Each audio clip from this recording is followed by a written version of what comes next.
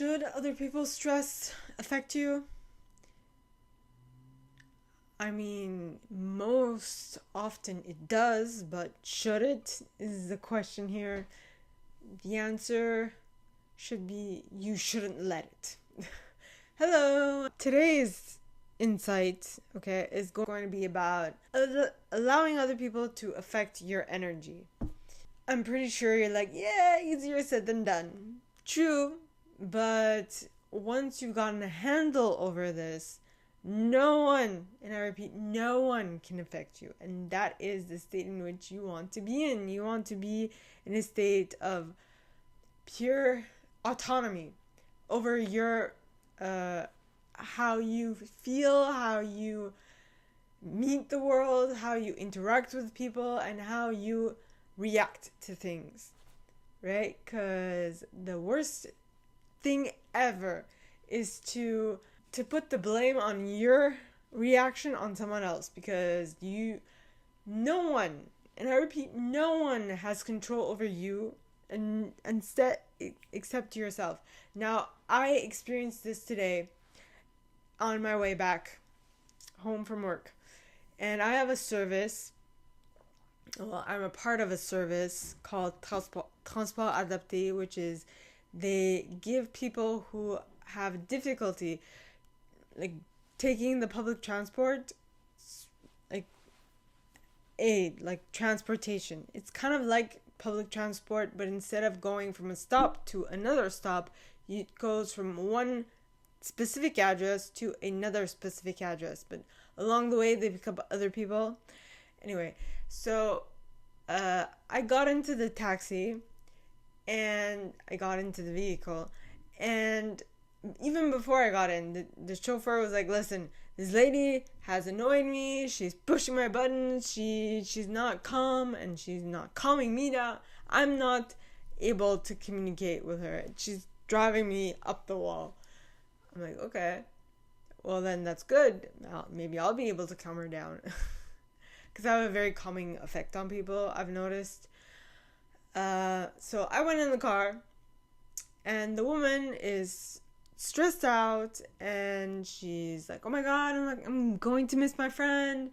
And the whole thing is that she took this service to get to her friend to take another one of these services to go somewhere in particular. And I'm like, okay, I see what's happening. So she reserved the time slots so close that if one got a little delayed, she would like miss the other or whatever.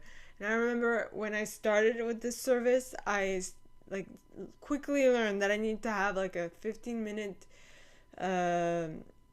pause, like give myself 15 minutes after getting there and before my transport comes to pick me up, to make sure that I have enough time to chillax between transportations. And I'm like, oh my lord, this is funny. It took me back to the beginning of my time with this service. Anyway, so like I talked with the chauffeur, like the driver afterwards, and in his perspective, she was the one annoying him. She was not the one that was being communicative. She was the one who was putting all this pressure on him. Now, the opposite was not really applicable, because the woman was like, she was talking with her friend. She's like, listen, I understand this guy is stressed because of all the traffic. And she didn't even put herself into the mixture. She's like, the guy's stressed because of all the traffic, and so I understand why he's annoyed.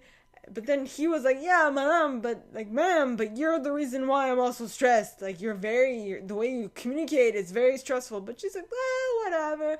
The man was stressed because of traffic, which is mainly true. He was stressed because of traffic, but he put the blame on the madam. I feel like the madam did not help. I feel like he has a good control over how he reacts to stress in traffic, but she was like the final drop that made the glass overflow. And so it was quite interesting to see this dynamic and how he kept at it. Like, no, she was the one annoying me. She was the one who pushed me over the edge of losing my cool. I'm like, yeah. It was like, I'm like, okay, so, like, I mean, I saw the woman. The woman was like, I'm not the issue here. The issue is traffic. She was adamant at it. She knew that she knew that, I don't know if she knew that she was the last drop to make the glass overflow, but for some reason she was like, I have nothing to do with this. All of this is mainly based on traffic and the driver who's annoyed or who's like who clearly can't handle traffic. So it's quite interesting, she reminds me of my dad's mom, my grandma, who's like the same attitude, like fully like does not realize that she had an effect on what was happening or what is happening. It's quite funny, actually. So, like, not to say that they didn't have any part to play in the situation, but it's quite interesting to put a person who is quickly who gets riled up quickly with a person who gets riled up very, very slowly together and see what happens.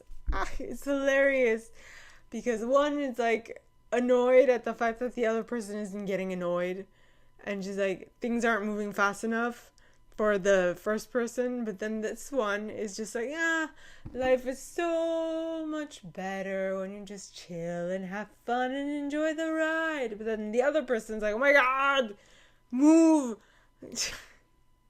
Like, get a move on, get on with it.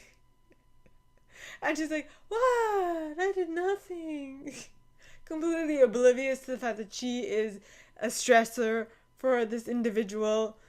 But the other person is not is not realizing that they are stressing themselves out. It is quite funny. I mean, I'm pretty sure that I do that to I know that I did that to someone like not too long ago. I did that to someone last winter. It's quite funny to see his reaction and his elevation of the tone of his voice as well. I was like, ugh. I just tried to calm him down. I don't know if it helped, but I think it kind of took him for a loop, for sure. I have a very calming effect on people. I don't know if you noticed. I mean, have you ever found yourself in a situation when you're like, I have nothing to do with this.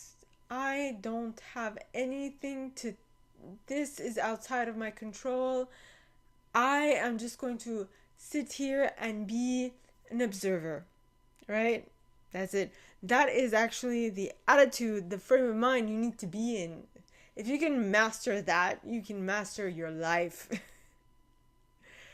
Technically speaking, you master your life if you can get to that point in every situation, even the ones where your buttons have been pushed to no extent. If you can do that, you are like, you have won the game. Right? So, what are you going to do next time you find yourself in a pickle?